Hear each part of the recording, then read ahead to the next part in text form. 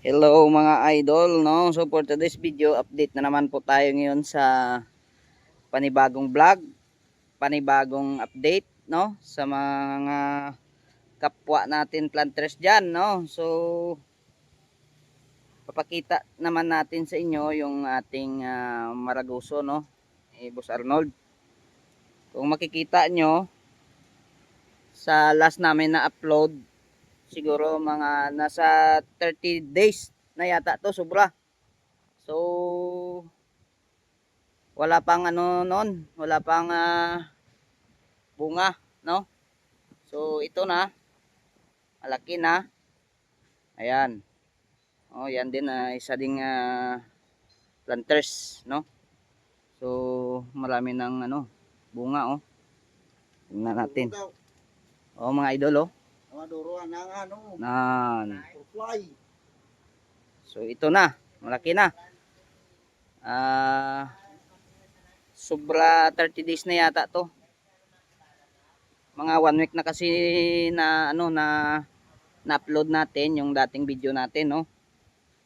So ito na, marami ng bunga. Oh, di ba? Ayan. So malaki na yung iba, di ba? Ayan. So sa mga hindi pa diyan naka-subscribe, no, ng aming YouTube channel. So subscribe nyo na para ma-update kayo, no, sa mga panibagong upload namin, no? So nandito na yung kanyang bill paper, no, or tinatawag na atsal. So itatanim namin yan doon sa kabilang ano, kabilang taniman, no? So update muna natin yung ampalaya ni Boss Arnold, ano?